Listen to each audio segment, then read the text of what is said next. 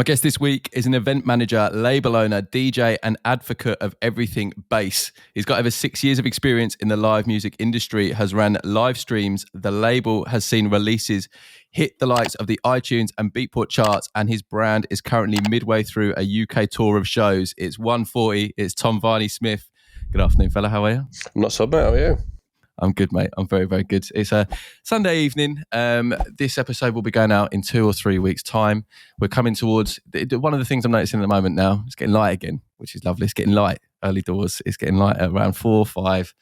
Summer's on the way. It's going to be warm weather. I know we're both in the north, but the sun's been out in Manchester, which is rare. But it's making me feel good. Getting that vitamin D on you, it makes you feel a bit nicer, doesn't it? It is, yeah.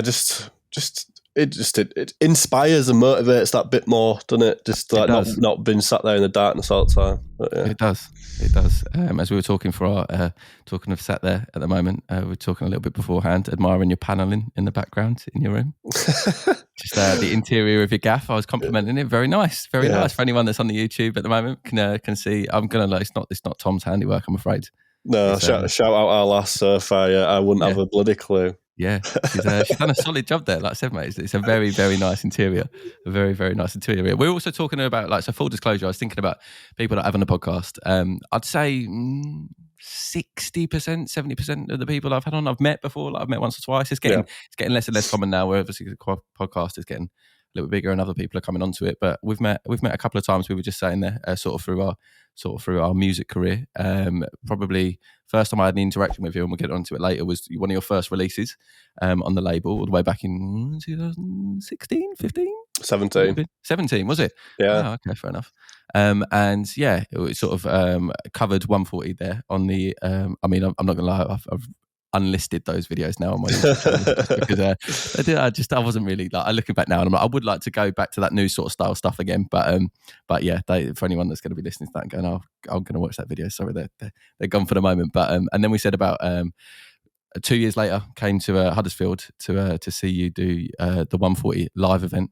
That was a Basement. Also, shout out Basement. We've had Jake on the podcast as well before. Very good venue, very good event, very good series that we'll get back into there later. But that was the last time I met you, wasn't it? Yeah, when was that? I think that was March 2019? Yeah, must have been. Coco as well, had on the podcast as well, performed at that. It was a really, really sick event. Just as we said in the intro there, so there's a lot of titles there. You've got a lot of industry experience in lots of corners of the industry. We've got sort of, like we said, they're DJ, label owner, event manager. You've put on events, done live streams, done lots and lots and lots of bits and pieces. People listening to this, like people know about 1Forty now. Like you're putting out releases, you're putting on events.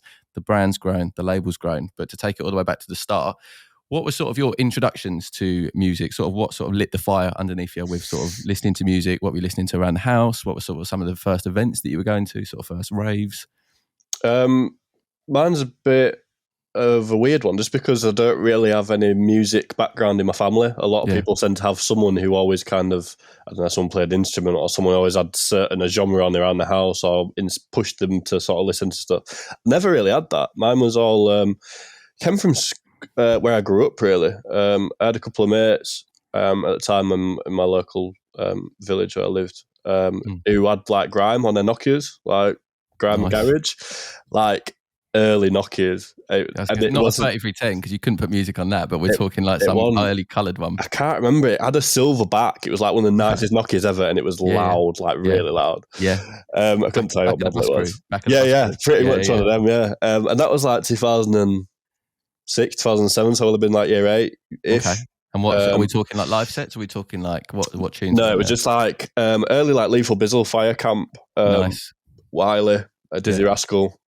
That was pretty much all we were kind of exposed to up here at that time, and I found that kind of like by 2009, 2010, so year 10, year 11, YouTube was massively prominent from that, in that was it launched in 2007? I think it launched 2006. 2006. But by sort of 2009, 2010, it was massive. Like it was everywhere, and everything was documented across music, everything was uploaded, all the Risky Road stuff made its way onto there, etc. Yeah. And then by that time, most people knew in schools anyway at that time, and knew what grime was. Yeah. I don't think there'd been any massive breakthrough in terms of mainstream radio, but everyone sort of knew who Skepta was and stuff like that. A lot of people. So that, and then it was like, I'll come back to this later of how it tied into why I ended up where I am now. But I was always really good at business. I was rubbish at everything, but I was really good at business in school. I got A stars all the way through in business. Nice. Pretty much bunked everything else. Right. Okay.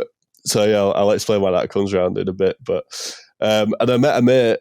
I think I was in about sixth form. I was just to sell a bit of weed, nothing like just only an ounce a week, like fuck all in context. It was just sort of my mates out really. It paid for my own sort of smoking habits. Yeah. And through that I met a mate who is now, he's been my best mate for years and is my best man at my wedding next year. Nice. And he was the one person I've met who's even more passionate about grime music than I am. Yeah. Like, you can walk around with him, he's just a walking ad-lib. He'll just spray bars from anyone over the last 20 years. And from there, it was just listening to sets all the time from like 2010 onwards, like all these, the like time. Sidewinder ones, like old Sidewinder shows, or some of them, yeah, but mostly our thing was more Logan Sama After Hours, Kiss FM. That was like, just he was at that time, he was the pinnacle of like live sets for that era of grime.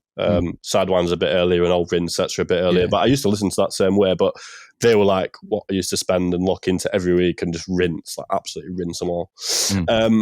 And then from there, obviously turning sort of 18, getting at a stage ready to get going out and stuff. Obviously, first on the list for us was like Eskimo Dance. I went to 2 or 3 around the country, Leicester, London, which was sick experiences. I think I went to a Lord of the Mites launch party, Lord of the Mites 3, when that came back. Got mugged. My brand new PSP phone, yeah. But I mean, what did they want? They took your phone or your wallet, or I didn't even have any money on my wallet. It took my phone. When you say mugged, do you mean like I don't know, I'm comfortable if you're talking about this. You mean like you were pickpocketed, or you mean literally like knife out after the venue, like give us your phone, give us your wallet? They were like the nicest muggers ever, but they were massive. So it was kind of like, well, if I disagree, I'm probably going to get in some spot of bother. But he was like 7 foot. Man, they had a park. It was huge. I just wanted to get some weed. I was in the rave. I was like, "Oh, do you know anyone with any weed?" They were like, "I'll meet you outside in 10." Boom, empty your pocket. So surely he didn't go back into the event. We just didn't. Not you, sorry. I mean him. Like, that's got to be the boldest mugger in the world. Like, I'll meet you outside in 10. He's still having a good time, and then he's like, I don't know, because this was quite late on. It was like 2 in the morning by this point. Half 2. And yeah, he just, after that we just didn't cross paths again. We didn't go back in the rave because obviously we didn't have any of his shit on us. And that was my first sort of welcome to London, which I find quite funny. Now I look back, it was funny. Yeah. Because like I say, it wasn't like a mad intimidating one. It felt like it at the time, but on hindsight, it could have been a lot worse because they were just like, give me your shit. It's good that it didn't put you off. When I went to, it would have been 2000. It was Dizzy Rascal did a start to finish, like just did a show of Boy in the Corner in like 2000. I want to say 2015-ish. No, it can't be that. 2016 or 2017. The start to finish in. Fucking hell, I can't remember this now. Box Park it must be east somewhere. And I went with a mate. It had been sick. Like, Love Boy in the Corner. It was the first time before he wasn't doing loads of festival sets at the time, and it was before he had come back and had made. I think it was in like a grace period where he wasn't producing or wasn't doing too many things. And I was like, sick, gonna get to see Boy in the Corner like live, start to finish rendition. Went there with my mate, a couple of drinks beforehand. Didn't live in London. I was staying at my brother's flat, and we went to the event. It was sick. Like, I think they had. It wasn't Logan Sam. Slimsy doing the warm up set, and it was just then him coming on doing the start to finish of Boy in the Corner. And it was like, right, I want to get quite near the front, and I think I was a little bit drunk or whatever. And literally second song in, I'd been filming like the opening, then went to go film someone else. Put my phone in my pocket, and then literally within the space of like 2 minutes, went to go. Like, was like, I'm just gonna check my phone. Somebody pickpocketed it. Yeah, and I was just like, oh fuck. And then the whole night was spent like just thinking like, oh, where's my fucking phone? Where's my phone? Like, rather than just going, you know what, it's happened, whatever. Like, you've paid for insurance with it. It was just, it dampened the night. And then I was just like, for about a year, I was like, I can't listen to anything. I'm fucking boy in the corner without thinking about that. So I'm glad it didn't have a negative impact of you of being like, okay. I think at the time I just understood that it came with the territory of going to, before it was obviously commercialised, going to that kind of event. Interesting, because talking about grime and talking about like sort of live events and stuff like that, it's the only live event that you can listen to back on tape packs.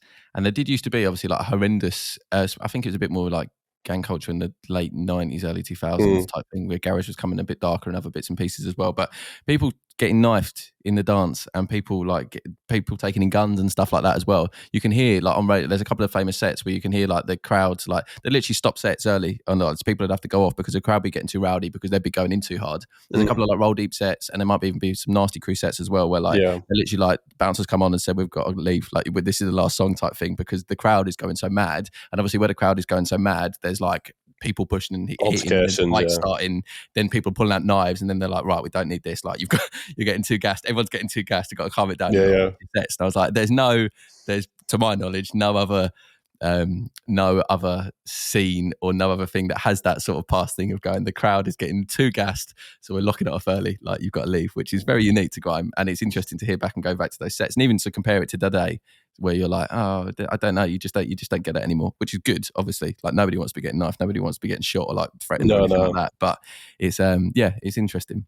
It is. Like I say, it's part of the culture and part of where the sound come from, and I think it's important to put that into context when you listen to a lot of that era of music. They were speaking about real shit that was happening, and that's why it is so authentic. So you went down to London, you've turned 18, you're starting to go into Eskimo dance events now.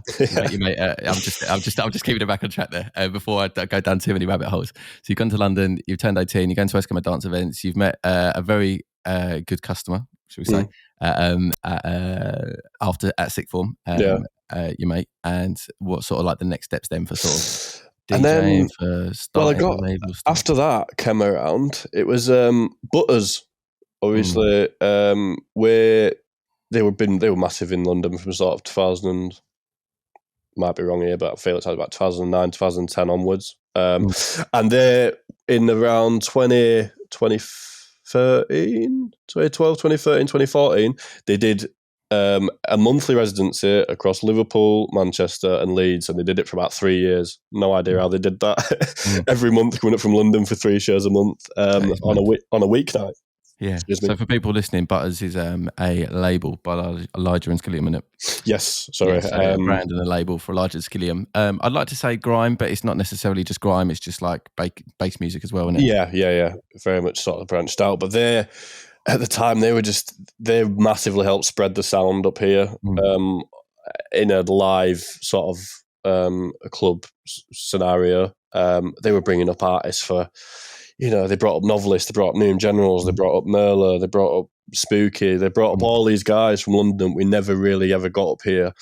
And it got in Wire, which is one of the most iconic clubs for sort of underground dance music, just because of if you've been, you'll know it's just like a dungeon, but it's quite modern as well. And it just holds an atmosphere like no other venue I've been to, because it's quite a really low roof as well. And just from the traction they gained over that, like some of the best nights of my life at that time, like unbelievable. Just we've been so raw at the time as well. It was before phones came. It was before Instagram and stories were a thing. So everything was just so in the moment as well, which is why I remember it so fondly. I think some of the most, when you can highlight a single moment and think that was actually like insane. There was so many of them moments where you could just pinpoint, and I think that was kind of the massive like opening to there been a culture of it in Leeds then. Yeah. And that, like I say, we could go every month on a Tuesday night for 3 years. Like a number of times I walked into work on Wednesday morning still pissed. But it was worth it. It was so worth it. Some of the best nights ever. DJing, picking up your first decks, putting on your first event. What was sort of the next processes from going to these events, seeing this crowd, getting experience with live music, and then thinking like, okay, cool, right, I want to do, like, were you DJing before you were going to any of these events? Or no, never even touched a pair of decks, never seen a pair of decks in person, obviously. It never occurred to me. It never once occurred to me, and I don't know what it was, because obviously I was so involved in it, like I loved it. I was like, and it never, I think because decks then weren't that accessible. Like, you look now, you can pick up a controller for £150. Do you know what I mean? That was never the case then. Like, so unless you were exposed to it or knew someone with any, it was never the case. I'm showing my age here. And it didn't even sound that old in context of the year, but these sort of new small controllers weren't really a massive. I get what you are absolutely right there. You either had to have an original pair of CDJs, or you'd have somebody that would have a belt-driven turntable, or maybe you'd have someone that. I'm not that old. Money. You know what I mean, though? Like the jump between, because you had like CD mixers where people were mixing on CDs, and it's like, okay, cool, that's a bit techie. I don't really understand that. That or like the Numark Mixtrack Pro 1, I feel like came out around 2012, 2013, and that would be sort of like the first big one that was accessible. The new March Chip Pro 2 came out, and like everyone was buying that, and it was just like popular or whatever. But you're right, you had some weird underground, sort of like, not underground, but like weird brand, not weird. You had some brands that aren't necessarily massively known that were putting out controllers around that time, but it's like, it's not, you're right. It's, unless it was CDJs sort of then, or nothing like CDJs, or just like a couple of my mates, like I say, I didn't really know them that well. But if I was at a house party, I'd been invited to whatever, they were like, always had like Pioneer CDJ 1000s, which were the CD decks. They were the kind of only things that were really like accessible. I think 2000s had just come out then, the first 2000s, but obviously they were like stupid money. No one had them. They were only clubs really had them. I only really set my eyes on decks in person once or twice, outside a club setting. And even then, it was just like, it was at a house party where there was obviously 40, 50 people there, and it wasn't my kind of music, so I wasn't there jamming around the decks into it. So it just never once occurred to me. And then I went through a breakup with a long-time relationship I'd been in about 5 years. And at that point, I just didn't know what to do myself. Like, at that point, I didn't have a hobby as such. Besides, I'm not going to say play an Xbox. Like, I didn't have a thing that I loved, that I needed in my life to sort of give myself purpose. So that was very much the finding of what I was and what I wanted to do in my life, I think. And it was when I was at work, and my boss just was like consoling me a bit, and she was like, "Why don't you need to get your head stuck into something, take your mind off it. Why don't you buy a pair of decks?" And I was like, all right, I'll buy a pair of decks. Got the new Mark mix track you mentioned, and that was... That should be sponsored. I should be sponsored by it. This gets bigger and bigger and bigger. I think it must be, it's Pro 3 now. I don't know whether the Pro 4's come out. Or there's the other one. Oh no, that's not Numark. That everyone goes mad about the Pioneer. The SP. DJ. Is it the SP? Yeah, the SP 400 or something. During lockdown, I think they were literally like gold dust, like to try to get hold of. I think they genuinely, like, they couldn't make them as quickly while people were buying them, and they were like out of stock everywhere. Yeah. There's a little bit around, I won't get into it now, but like there's a little bit of especially around TikTok and other bits and pieces and stuff like that, where people do up. Like, I know genuinely from just chatting to a couple of people that people have CDJs and a mixer, or people have like the Pioneer. I got the DDJ 1000, which is like the bigger one, that all in one unit. And I know that people have genuinely like not sold them, but like bought the SB 400 because for whatever reason, it's just the audience and the people that are watching the videos and TikTok and other bits and pieces like that, like sort of interact with that more than having a full massive system and a full setup, which is mad to look at. But just sort of this getting a little bit off tangent now, but the Gen Z sort of generation and other bits and pieces through marketing and through other bits and stuff like that, they will interact with videos more and interact with those bits and pieces and interact with that kit and relate to that kit more than like a full massive fuck off huge setup. They were the gateway for everything we're seeing today, where everything's so accessible. You've got people DJing on TikTok doing, their favourite 5 blends or their favourite 5 tunes. That making that accessible for a low end budget was the gateway to why everyone seems to be a DJ now. Which is sick though, because it inspires creativity, doesn't it? It does. If you've got competition in there, you are forced to be more creative and you're forced to think outside the box. But also, you don't necessarily want gatekeepers to sort of be like, you can't do this or you can't do that because of X, Y, Z. Well, can you imagine being able to want to learn to mix and being able to want to have a pair of decks before you've ever actually earned any and not been able to because they cost X amount. Yeah, literally. Like, the original pioneers, when they, like you were mentioning there, like, well, even a setup now of like CDJs and the mixer in the middle and It's stuff. $5,000, isn't it? Yeah. Which is mad money. But then if you suddenly go, well, I can mix 2 tracks and have a couple of effects and stuff like that for like 200 quid. Like, yes, please. Yeah. It's all you need to learn the ropes. You don't need all the other shit to learn the ropes. That comes later when you kind of feel like you've outgrown your 200 quid setup. Do you know what I mean? So sort of what was the next steps with either did you go down sort of like from a DJing perspective where you sort of like, obviously because you go under the alias, not alias, you go under the name Locked LLC KT, didn't you? So what was it sort of like now where you're like, right, I'm going to get a bit of a brand going. I'm going to start like packaging this up and sort of playing out. Yeah, one of my good mates at the time, Josh Milgate, he was a graphic designer. He was doing stuff for Pretty Crazy, just a local lad who was doing sort of artworks for bloody Soulja Boy and people like that. That just like from seeing his work on Twitter and Instagram was crazy. Yeah. But just a little lad from Yorkshire. But yeah, he was a sick designer, like really sick. And he just helped me put together some basic concepts, like just as a mate. And then just kind of started trying to get the ball rolling. Met Elliot Young for got some press shots done in Keighley. Nice. Shout out Elliot, shout out Keighley as well. Yeah, and then just started trying to sort of putting some promo mixes together, sending them out. But little did I realise that at that time it was very difficult to break through unless you were in Leeds and in the network, and that was when the learning curve came for sort of communicating, networking, going to events, speaking to promoters, all that stuff that sounds quite cliche that everyone always says is so important. It's so important.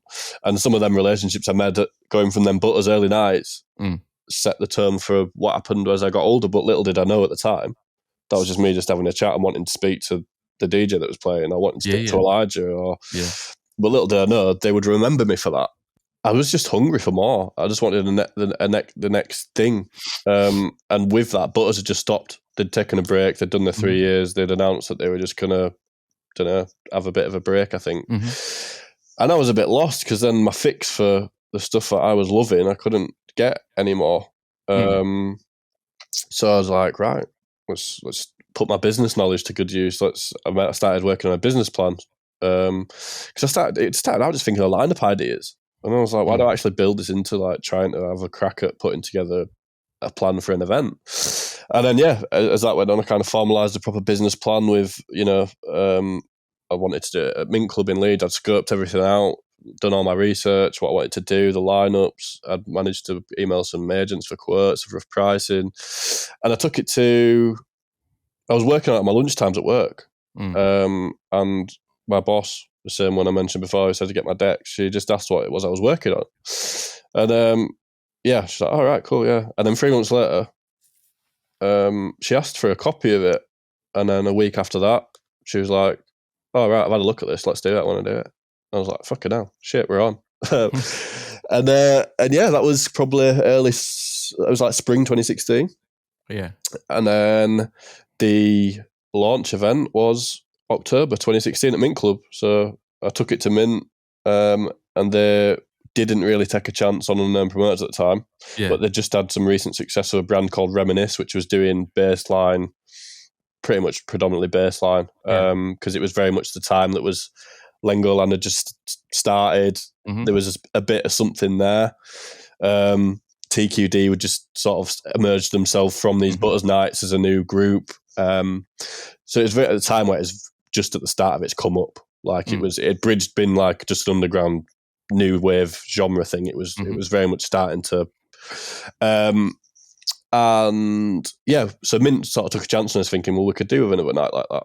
And they'd seen that I'd obviously put together a business plan, which I don't think they'd probably ever had from another 22, 23-year-old. Yeah, they won't normally I know a couple of promoters and people and bits and pieces like that is probably stand out, which is good, where they're like, okay, this guy knows sort of what he's doing, what the plan is, he's a lot more structured and organised, which from a business perspective, obviously they think, okay, see, he's not just going to fucking trash the place, or probably not going to get 2 people through the door. I'm assuming you got more than 2 people for the first event. We did, yeah. Otherwise it ruined that there. But you didn't smash up the place, which is good. So yeah, I think having a business plan and coming to them with that, they're probably like, fucking hell, yeah. Sick, yeah, okay, cool. So they took that on then straight away, like as a thing. Yeah, and we had our launch. They helped me. He helped big up Foz. I mean, he's still the bookings manager today for Newsome in the Park and all sorts. He helped me learn the ropes a lot. He gave me a lot of, when I was pranging about 10-page contracts that I'd never set eyes on before. I was like, shit, you've got to do this, this, and this. And he was like, mate, a lot of it's just formalities. Like they're never going to take you to court for anything, or worst case scenario, they'll just hound you for money if they get cancelled and they don't get paid. Like you need to stop stressing about all these clauses and force majeure and all this shit. And that was kind of my first entrance into it, really. And we put the night on. To my disbelief, we did about 580, and it's only on the first event. On the first event, that's mad. And it was only a 550 cap. On the day at lunchtime, we did about 250 tickets, and I was shitting my pants, absolutely bricking them. I was thinking we're going to lose. We'd gone on quite all in with a lineup. Yeah. We'd spent about. Who's on the first lineup? It was Cause and Effect, Skepsis, and Champion. Oh, sick first lineup. We paid Skepsis £200 that night. That shows you where that shows you at the time it was. But yeah, so that I've never had. That was very eye opening. That 24 hours from of stress, full promoter experience. Yeah, from having that kind of just knowing that I needed to impress Mint to be back again, knowing that I had someone else's money on the line. So going through that time, so you're at lunchtime, you're thinking, right, I've not sold enough tickets here to break even. Yeah. Fuck, we're losing money on the first event. I need to pay these people. I need to pay this. I'm going to have to say to the investor, like, oh shit, I've lost a bit of money here type thing. And then what was it? Was it, because this might just be useful for people that are thinking about putting on events, or this might be there. Was it just more people turned up on the door than what you thought and other people mates? Or did you do this last minute push of socials, selling bits, like trying to push out and be like, we've got this event here, we've got this stuff tonight? I mean, we were pushing pretty hard. So I'd built a team of reps in the lead up to it that have just, put out a post on Facebook, looking for reps, can offer you, event experience, etc., etc. So we had a team of students, and I just don't think we realised, obviously you don't realise until you've got some experience under your belt, but how last minute tickets can be in cities where there's a big student population. So there was engagement, but not ever anything that we thought, obviously as a new brand with a new set of socials, you're not going to get 200, 300 likes where you're like, oh, this is massive. You don't have the KPIs to rely on for previous events. Yeah. It was, I think we just didn't realise how widely spread it had actually been spoken about in person between students and things like that. Mm-hmm. And then I got to about 3:00 and I was just refreshing the ticket link and it was just flying. I was like, what the fuck is going on? Bear in mind, I still had no idea what to do on the night because I've never put on a night before. Yeah. So it was just, the whole day was just a learning curve from start to finish. And I just was like, even on the night, I think we'd still only got 450 and we did 120 people on the door. That's unheard of. Yeah. I never once did that again after that night. Never. Yeah. Not even close. I think we'd never, after that, I don't think we ever put more than 60 in on the door, 50. Yeah. So I doubled it. And I just couldn't believe it. And then I had a moment where I was just stood behind the deck. And like I say, it's very much time still, stories still were a massive thing.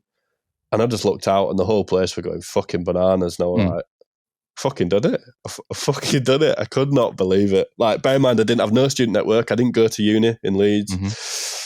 And I just felt like I just got together a few fucking student reps, put together a plan, put together a lineup, promoted it on socials, and we'd fucking sold out Mint Club, which was like one of the biggest sort of brands in the country.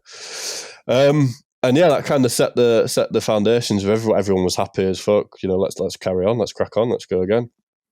And it's quite awakening after that.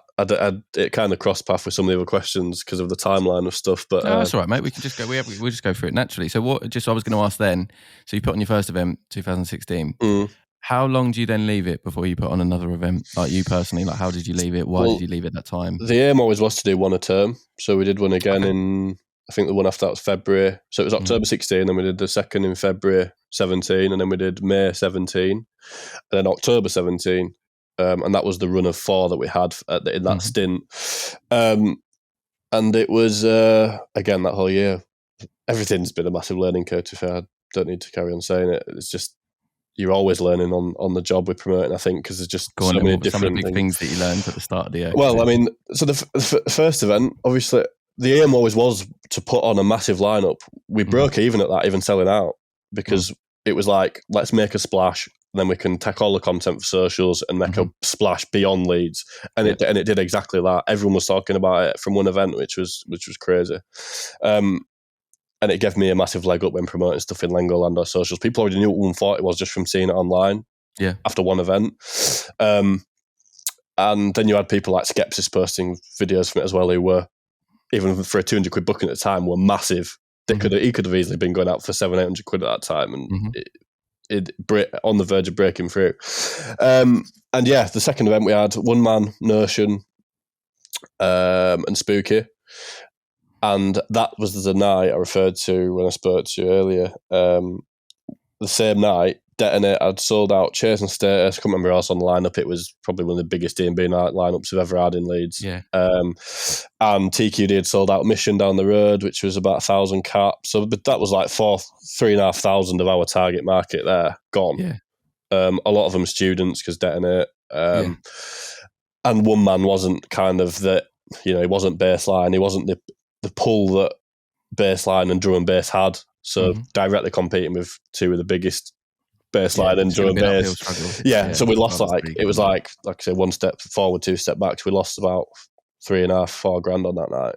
And we put about on that one night alone. Yeah, and we still managed to, that was like, we were like 100 tickets at lunchtime, and we still managed to, I worked my ass off that day, still managed to put like 230, 240 in. So it was still our full, still a good night, and we still kind of had the media team in there. We still paid Elliot. We still had Dan Watson, who was like, he went on to do stuff for IB for Rocks and stuff. He was like the best. So we paid big in the early events to carry on making that splash, if you like, regardless keep of the momentum going, keep the social presence there. So with that media, it still looked like a really sick night. Then we went on to number 3, Holy Goof, in May.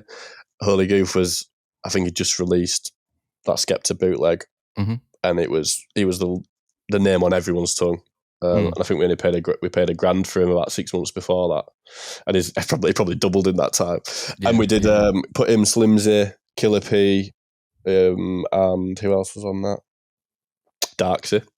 Yeah, broke even, lost sort of. And that I can't ever put into words that going into an event where you know you've lost a lot of money, and you've just got to put face on. Everyone's coming up to you, sort of bigging you up or saying the night's sick or whatever, and you're just like, just you're like, safe, sick. Oh, good time. Like, fuck. That's got to be stressful, man. That's got to be stressful, because I think a lot of people won't even necessarily think about that. They won't even think about not being able to sell enough tickets to break even, and they won't think necessarily, like, they'll see you there and they'll see you at the event, and they'll probably see it, like you said, they'll see it popping off. They'll go like, they'll base that on what the energy is like in the room, wouldn't they? Like, if nobody's dancing, no one doing anything, but if the crowd's popping off and there's good energy and there's people playing and they're playing sick music, then they just think, sick, what a sick night, what a success, and they won't necessarily think about the other side where they're like, oh, okay, well, I don't, because they don't necessarily know how much artists cost to book, or they don't know what the deal is with like the venue, whether it's like tickets or bar sales or anything like that. It's just like, there's that whole other side that you're not necessarily having to take into consideration. And because there was investment as well, it was like I didn't just lose my money, I lost someone else's money, and at that point, someone can say, right, we're not doing any more then. So it's like, is this the end? I've spent 2 years busting my balls and got this massive hype going for nothing. Is it going to drop off a cliff? Am I going to just get it pulled from under my feet? So there was that as well. It was always at the back of my mind, or at the forefront of my mind on a night that I'd done shit. It was just, stressful. Very stressful, man. Well, 2 questions. Number 1, what's more stressful, running events or running a label? Events. Yeah. 100,000%. You don't have that. The reason why I decided to take a break in 2018 after that run of shows was I needed to realise what I wanted again. and it sounds mad having only done it in that 18 months, but that 18 months took my hair away for a start. It was so, and within that, been so hungry for something, came with young mind and comparing things on social media and, why is that event doing better than this? Why is, questioning everything and wondering why stuff ain't getting the engagement that you want, because you want it so bad. And that with the financials and everything just fueled this kind of, that 6 weeks, I think, which is the best way I can describe it. That 6 weeks when you announce the show to it coming up, Facebook page goes mad. Everyone gasses it up. Everyone gasses up the announcements. All your mates or everyone that you know is like, that lineup's sick. I'll be there. You're seeing all these numerics and you've been shouted all this stuff at you that this is going to bang. And you start to believe it because everyone's telling you it's going to be sick and everyone's telling you they're going to buy a ticket. Yeah. Or you can see the numbers. Some event pages, they used to do 1,500, 2,000 on Facebook and you'd be like, yeah, we'll sell out easy. Yeah. And then it comes around, and that final week is like, I can't ever describe it. If you've got 5, 6, 7 grand of whether it's your money or someone else's money on the line, that you don't know. You just don't know. It just comes through like where people are saying that, I'll buy tickets, I'll go, and obviously they just haven't bought a ticket. And then you're waiting for you're waiting for that number to start moving more than 3 or 4 a day. You're waiting for it to start going, and sometimes it just never happened. Obviously it did to an extent because you're not just going to have 50. We've never had just 50 people in, but in terms of scaling to a 600 sellout and it only doing 200, that it's that 3 days you were just waiting, and then that Wednesday, Thursday comes around and it doesn't move, and you're just like, I'm fucked. I'm so fucked. What am I going to do? So the stress of that having repeated that a few times, it's just like. And then the event comes, and you go into it being let down because you know it's on paper, it's already failed. On paper, I look back now and think it's great because they were gas and they helped create the hype around the brand that it did, that helped it carry on. But in that moment, you just think of the failure almost. But after that 5 weeks have been on this massive mountain of high to come be banged back down to earth, and then the days after it where you're just thinking about you just analyze everything, but you're not analysing why it was good, you're analysing why it was bad, and that made it harder after, like I say, it was just the roller coaster. Yeah, the ups and downs of was difficult for you to carry on doing, and like you said, if you are on such a high and then that comes down, obviously the low is so much lower because you're like, oh god. So that's it. And when I was so hungry for it as well, it makes it that much harder. From running events, and obviously you've got experience running events around the country, running events with different genres in it as well, and at different nightclubs and with different scales of people on the lineups. What's one piece of advice you would give to somebody that is thinking about starting a new event series or starting a brand to put events on? Maybe they're like starting their first event and you think, okay, I wish I'd knew this right back at the start because it would have been handy. It's hard to give one thing because you can give a couple. You can give a couple if you haven't got to pick it down to one necessarily. If you've got 2 or 3 or 4, being original is definitely makes a massive impact, because if you're doing something that everyone else is doing, then how are you doing it differently? You can't really. There's only so many factors that you can change about a night. Like, for example, like I said, putting a deck in the middle of the room. Well, a lot of venues wouldn't let you do that because they're probably scared that their equipment will get fucked or something will get fucked, or they don't know you that well, or it's just something that's not really done. They don't want to change around the settings of the venue. Like, no one else gets to do it, so why should you? Yeah. So, or when I come back to like the label side, color coding the brand so that it was affiliated to different genres rather than just been churning out artist EPs. These things that make you different are really important to give you that leg up. Otherwise, it's hard to get that longevity if you're just doing what everyone else is doing, I think. Yeah. I think being available is massive. Like, I must have 50, 60 different conversations on my phone every day on messages. Yeah. That networking all the time. And I don't just mean networking as in like, speaking to people you never know. It's also, a lot of it is building ongoing relationships with people you've worked for 2 years with. You need to keep that relationship there with them, not only pick them up and drop them as and when you need them, or as and when you think that it might be a good time to release them on your watch. It's got to be to build them up to benefit them. Like at the end of the day, a label is to put artists on and grow them as an artist. So I think being original and networking and relationship building are definitely massive, in professionalism. As someone that's put on events and as someone that's worked with artists and worked with people, booking agents and stuff like that, and as people on the label, but more towards the event side, if you could give one piece of advice to managers or booking agents in the industry, what would you like to advise? Just let us fucking work, man. Just let us put stuff together and just let it happen.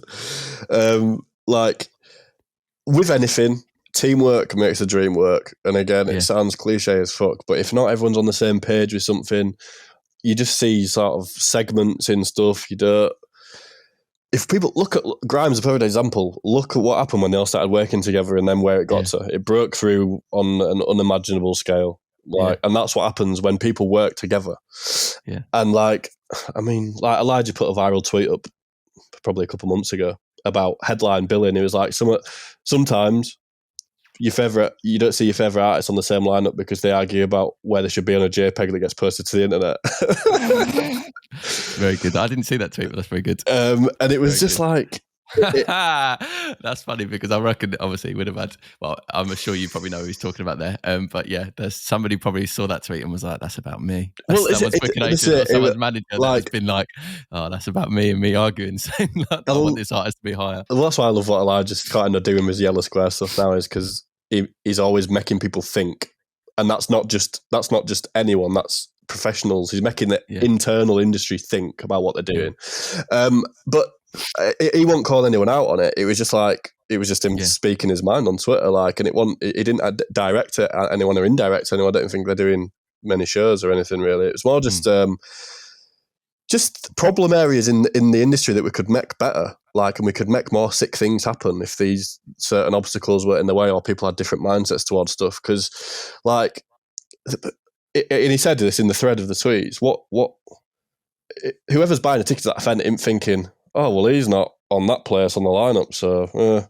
do you know what I mean? No one thinks like that. It's genuinely nobody does at all. When you think about that, if you don't work in the music industry or if you don't work in the business, if you're not putting on that event, nobody has ever gone, well, I really like this artist, but they're actually third, so I'm not going to bother buying a ticket. They go like, sick. Okay. Number one, most people would, if you don't work in the music industry, they'll know sort of the headline slot is like a headline, but that's it. They won't know anything else below that. So they're not even looking, going, wonder where they are, wonder where they is. That's why also so many people now obviously do alphabetical listings, but then obviously some people still cook off about that. So it's like, yeah, you're so right. Nobody's ever looked at a lineup and gone, they're too far down. I love them, but I'm not watching them. I understand that it's a growth. It's a getting bigger thing as an artist. I understand that, and with being at the top of certain lineups gets you noticed by bigger your warehouse projects. You're worried about Emery's. That's just how the scene works. But in terms of if you're trying to book two names, right, that are sort of, I don't know, around that $2,000 booking fee area, $1,500, they're big names, they're headliner names for a small, 600 cap event, right? Yeah. They're both getting paid. So why, and they're both big artists. One's going to be first and one's going to be second. You're both at the top. That is the top of the flyer. Why does it matter who's first and who's second? It doesn't. It really doesn't. And people, agents are turning shows away because of that. Oh, well, if he's not going to be top of the bill and main headliner, I can't take this show. So you're going to turn away $1,500, lose getting that artist, giving some mad exposure from content and whatever might come from that event and a 6 set and engaging with 400 or 500 people in a club night. You're going to take that away because they're not top of a flyer. Yeah. And now we can't do that lineup. Mate, it's been an absolute pleasure to chat to you today. It's great to get on because, like I said, I have known you for time and I've seen 1Forty and supported it and done bits and pieces with it, been to the events, seen the shows, but it's also sick to see behind the curtain and see the label side of things, how they're running, see the event side of things, how they're running. Because like I said, if you do just look at it from the outside, you don't necessarily take into consideration everything that goes into running an event and everything that goes to running a label, and some of the advice that you've given as well from both of those things is great insight to have. And yeah, mate, it's been an absolute pleasure to chat to you today, mate. No worries, thank you for having us. And I could talk all day. I mean, I love that. I come back to it, the education and access to that knowledge, you can't really get it anywhere online. You only get it from... That's the great thing about podcasts, I think, is it's opening up a lot more of them conversations and a lot more places where you can learn of how your favourite label or your favourite artist or whatever, what their journey has been like behind what you've seen online, the key things that have happened in their career that have taken to the next level, or the key strategies they've implemented which have helped. Yeah, sharing the knowledge. Absolutely, mate. It's been a pleasure. Well, thank you.